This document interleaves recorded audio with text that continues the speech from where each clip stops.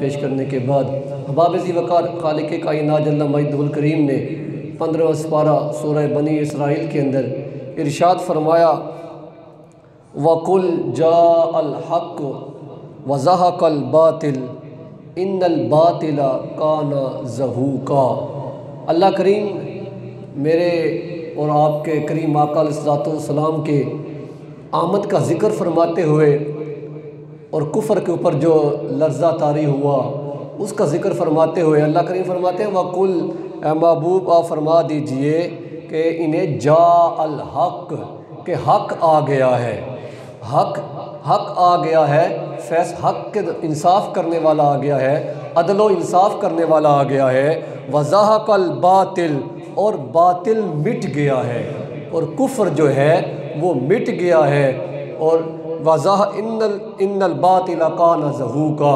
اور اللہ کریم فرماتا ہے بے شک باطل جو ہے، بے شک کفر جو ہے وہ کان زہوقا، وہ مٹنا ہی تھا، وہ مٹنے والا ہے، وہ قائم رہنے والا نہیں ہے۔ یہ حق آ گیا ہے، یہ حق اس باطل کو، اس کفر کو مٹانے والا ہے۔ حباب ذی وقار اس آیت کریمہ میں اللہ کریم نے کریم آقا علیہ الصلوۃ والسلام کی آمد اور باطل قوتوں کی تباہی اور ان کی بربادی کا تذکرہ فرمایا کہ آپ آئیں گے تو آپ کے آنے سے کفر پر کیا لرزہ طاری ہوگا، کفر کی کیا حالت ہوگی۔ تو کریم آقا علیہ الصلوۃ والسلام کی آمد کے ساتھ ہی دنیا کے اوپر ایک ہلچل مچ جاتی ہے، جب نور مصطفیٰ میرے کریم آقا علیہ السلام کا نور جو سب سے پہلے تخلیق کیا گیا، وہ جب شکل مصطفیٰ میں، وہ بشری کا صورت کے اندر جب اس کائنات کے اندر جلوہ گر ہوتا ہے تو دنیا کفر پر ایک لرزہ طاری ہو جاتا ہے، اس کی تباہی و بربادی کے آثار ظاہر ہونا شروع ہو جاتے ہیں۔ اسی لیے بارگاہ خداوندی نے اعلان کر دیا قُلْ جَاءَ الْحَقُّ وَزَهَقَ الْبَاطِلُ إِنَّ الْبَاطِلَ كَانَ زَهُوقًا، اور کہیں فرمایا قَدْ جَاءَكُم مِّنَ اللَّهِ نُورٌ وَكِتَابٌ مُّبِينٌ، کہ تحقیق تمہارے پاس اللہ کی طرف سے نور آ گیا اور روشن کتاب آ گئی، اور نور سے بھی یہاں مفسرین نے مراد جو لی ہے وہ میرے اور تمہارے آقا کریم علیہ الصلوۃ والسلام کی ذات مبارکہ ہے۔ یہ مراد لی ہے کہ اللہ نے اپنا نور جو ہے، اپنے نور سے جس نور کو تخلیق کیا ہے، اس نور کی اس کائنات کے اندر جلوہ گری ہوتی ہے۔ پھر آئیے سنیے کہ کفر کے اوپر کس طرح ایک لرزہ طاری ہو جاتا ہے جب اس کائنات کے اندر آمنہ کے لال کی جلوہ گری ہوتی ہے۔ وہ محلات کسریٰ جس کے ایک ڈنکا بج رہا تھا، اس محلات کے کریم آقا علیہ الصلوۃ والسلام کی آمد کے ساتھ ہی اس کسریٰ کے محلات پر لرزہ طاری ہو جاتا ہے، اور روایات میں آتا ہے، مدارج النبوہ میں یہ روایت موجود ہے کہ وہ محلات کانپنے لگتے ہیں، جن کے کانپنے سے اس کے اوپر، اس کی چھتوں کے اوپر جو ممبر بنے ہوئے تھے، اس کی کنگرے بنے ہوئے تھے، جس طرح مینار کے کنگرے بنے ہوتے ہیں، اور روایات میں آتا ہے 14 کنگرے اس محل کے نیچے گر جاتے ہیں، اور وہ سب بادشاہ بھی، اس کی رعایا بھی، وہ سب خوفزدہ ہو جاتے ہیں کہ عجیب ماجرا ہے، نہ زلزلہ آیا ہے، نہ کچھ اور ہوا ہے، نہ کسی نے ہاتھ سے جا کر توڑا ہے، خود بخود ہی اس بادشاہ کے محل کے کنگرے جو ہے وہ گر جاتے ہیں۔ اور پھر روایات میں آتا ہے 14 کنگرے گرے تھے، اور اس کے بعد ان کنگروں کے بعد جو بادشاہ اس وقت موجود تھا، اس کے بعد صرف 14 بادشاہ ہی بادشاہ بن سکے، اور اس کے بعد اسلام نے اس کے اوپر قبضہ کر لیا۔ وہ ایران کا محل تھا کسریٰ، وہ ایران اس دور کا سپر پاور تھا، اور اس کو جب اسلام نے قبضہ کیا، اسلام اس کے اوپر قابض ہو گیا، فتح یاب ہو گیا ایران، تو پھر اسلام کے ڈنکا جو ہے، ایک ڈنکا جو اسلام کا جو پہلے کفر کا بج رہا تھا، وہ کریم آقا علیہ السلام کی آمد کے ساتھ ہی وہ کفر جو ہے وہ ختم ہو گیا، اور میرے کریم آقا علیہ السلام کے اسلام کا جھنڈا جو ہے وہ ایران کے اس سپر پاور کے اندر بجنا شروع ہو گیا۔ پھر میرے کریم آقا علیہ السلام کی آمد کے ساتھ ایران کے اندر چونکہ مجوسی مذہب کے لوگ رہتے تھے، اور مجوسی مذہب یہ وہ مذہب ہے جو آگ کی پوجا کرنے والے ہیں، یہ آگ کو اپنا خدا سمجھتے ہیں، کہتے ہیں یہ آگ ہی ہمیں دینے والا ہے، یہی ہمیں مارنے والا ہے، یہی ہمارا سب کچھ ہے۔ وہ جگہ جگہ پر انہوں نے آگ کے شعلے جلائے ہوتے تھے، اور اس کے سامنے بیٹھ کر اپنے رب کی، اپنے جھوٹے خدا کی وہ عبادت کرتے رہتے تھے۔ اور انہوں نے ایک آتش کدہ بنایا ہوا تھا، جس طرح گرجا گھر ہوتا ہے یا اپنا ایک عبادت خانہ بنایا ہوا تھا، اور اس کے اندر وہ کبھی آگ کو بجھنے نہیں دیتے تھے۔ یہ ایران کے اندر آتش کدہ موجود تھا، ہزاروں سال گزر گئے تھے، وہ ایک لمحے کے لیے بھی انہوں نے اس آتش کدے کو بجھنے نہیں دیا تھا۔ جب وہ بجھنے کے قریب ہوتا اور لکڑیاں لگا کر یا اور چیزیں جلا کر اس کو دوبارہ پھر شعلہ افزا کر دیتے، دوبارہ اس کو جلا دیا جاتا۔ لیکن جب میرے اور تمہارے کریم آقا علیہ السلام کی اس کائنات کے اندر آپ کی جلوہ گری ہوتی ہے، کسی بجھانے والے، کسی ظاہری شخص نے اس کو بجھایا نہیں، خالق کائنات نے اپنے محبوب کو صرف اس کائنات کے اندر بھیجا ہی تھا کہ وہ آتش کدہ ہزاروں سال سے جلنے والا اچانک خود بخود ہی بجھ جاتا ہے، کہ وہ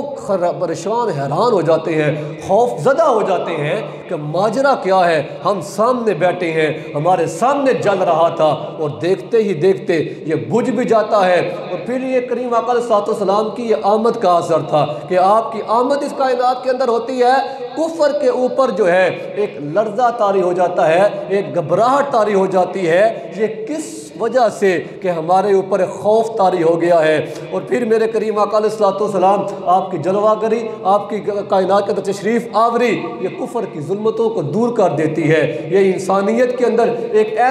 انقلاب برپا ہو جاتا ہے میرے کریم آقا علیہ السلام کی آمد کے سال، کہ دنیا دیکھ کر حیران رہ جاتی ہے کہ اسلام تلوار کے زور سے نہیں پھیلا، اسلام جو ہے وہ میرے کریم آقا علیہ السلام کے اخلاق کریمانہ کی وجہ سے پھیلا ہے، یہ تلوار کے زور سے نہیں پھیلا۔ تلوار تو اس وقت اٹھائی جب کفر سامنے لڑنے کے لیے تیار کھڑا تھا، جب لڑنے کے لیے کفر آ گیا تو پھر اسلام نے بھی جنگ کرنے کا اللہ نے حکم فرمایا، اسلام نے بھی تلوار اٹھائی۔ لیکن یہ میرے کریم آقا علیہ السلام کے اخلاق کریمانہ تھے، جس طرح کفار کو آپ نے معاف فرمایا، جس طرح طائف والوں کو معاف فرمایا، جس طرح آپ نے دوسروں قیدیوں کے ساتھ جس طرح آپ کا اخلاق کریمانہ تھا، یہ اس وجہ سے یہ اسلام جو ہے، یہ چار دانگ عالم جو ہے یہ پھیل گیا تھا۔ اور میرے کریم آقا علیہ السلام آپ کی جب ولادت باسعادت ہوئی تو اس رات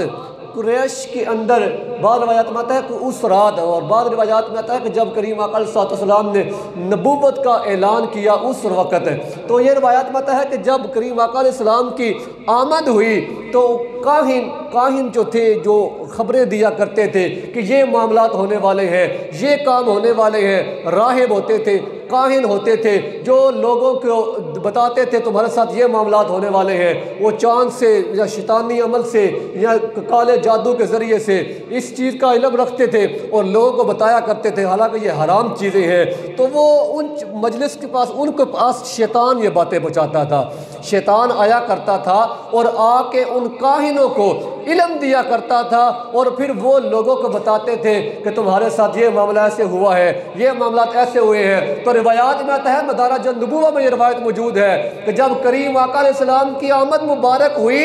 اس کے بعد شیطان نے آ کر ان کو تعلیم دینا، ان کو آ کے باتیں بتانا چھوڑ دیا، کہا اس کائنات کے اندر ان کی جلوہ گری ہو گئی ہے جن کے آنے کے ساتھ میرا بھی خاتمہ ہو جائے گا، اور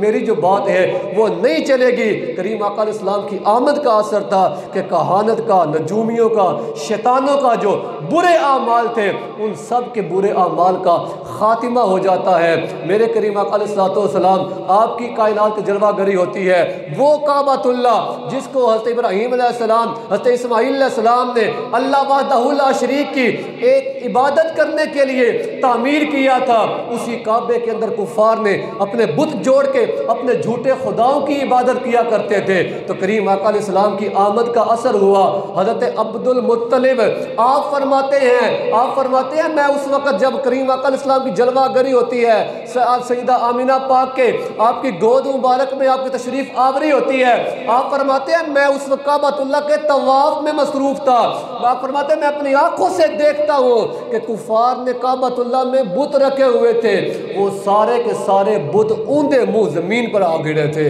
کسی نے نہیں گرایا، خود خالق کائنات نے میرے کریم آقا علیہ السلام کی اس کائنات میں جلوہ گری کے ساتھ ہی ان تمام بتوں کو، اوندے منہ زمین پر نیچے گرا دیا تھا۔ اور پھر دوسرا موقع اس وقت آیا جب کریم آقا علیہ السلام مکہ فتح کرتے ہیں۔ مکہ فتح کیا تو اس وقت آپ نے سیدنا علی المرتضیٰ شیر خدا روایات میں آتا ہے ان کو کندھوں پہ بٹھا کر کہا تھا اے علی اس کعبے کے اندر یہ جو 360 بت پڑے ہوئے ہیں ان کو آج سب کے سب بتوں کو نیچے گرا دو۔ آج کے بعد یہ کعبہ ان بتوں کے لیے نہیں، آج کے بعد یہ خدا وحدہ لا شریک کی عبادت کے لیے یہ صرف مخصوص ہوگا۔ اس کعبے کے اندر اس کعبے کو پاک کرنے والے آئے تو وہ بھی آمینہ کے لال ہیں، بنانے والے اسماعیل علیہ السلام، ابراہیم علیہ السلام، اور اس کو وَيُزَكِّ رَبَّنَا وَبَعَثْ فِيهِمْ رَسُولًا مِّنْ يَتْلُو عَلَيْهِمْ آيَاتِهِ وَيُزَكِّيهِمْ۔ ابراہیم علیہ السلام کی دعا اس وقت قبول ہو رہی تھی جو انہوں نے خالق کی بارگاہ میں اس وقت مانگی تھی جب کعبہ کو تعمیر کیا تھا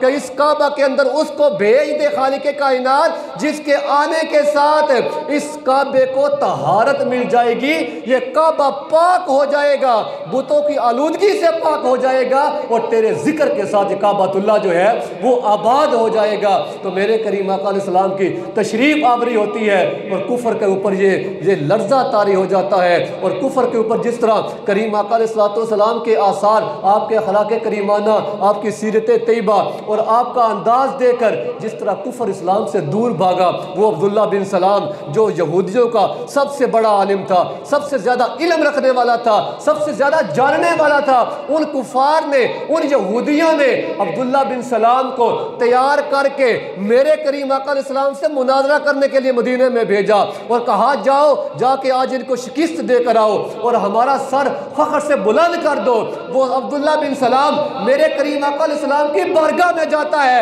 اور جا کے صحابہ کی مجلس میں جا کے پیچھے بیٹھ جاتا ہے۔ مسجد نبوی کا منبر سجا ہوا ہے، کریم آقا علیہ السلام اپنی مسجد پر جلوہ فرما ہے، وہ عبداللہ بن سلام سامنے بیٹھا ہے۔ بس اچانک نظر اٹھتی ہے حضور کے چہرے پہ پڑتی ہے اور حضور کے چہرے کے اوپر سے اس وقت ایسی نور کی فواریں پھوٹی کہ اس عبداللہ بن سلام کے عقل کے اندر جو سوالات کٹھے کیے ہوئے تھے وہ سارے کے سارے تتلی بن کر ہوا میں اڑ جاتے ہیں۔ صحابہ ملتے ہیں، گفتگو ہوتی ہے، صحابہ اٹھ کے چلے جاتے ہیں، عبداللہ بن سلام اکیلا بیٹھا ہے۔ حضور پوچھتے ہیں سب چلے گئے تو کیوں بیٹھا ہوا ہے؟ وہ کہتا ہے آیا تو کسی اور مقصد سے تھا، آیا تو آپ سے مناظرہ کرنے تھا، لیکن آپ کے چہرہ انور کو دیکھ کر لگتا ہے کہ یہ چہرہ کسی جھوٹے کا نہیں ہے، یہ تو چہرہ کسی سچے کا لگتا ہے۔ میں اپنے دین سے دستبرداری کا اعلان کرتا ہوں، مجھے کلمہ طیبہ پڑھا کر مسلمان کر لیجئے۔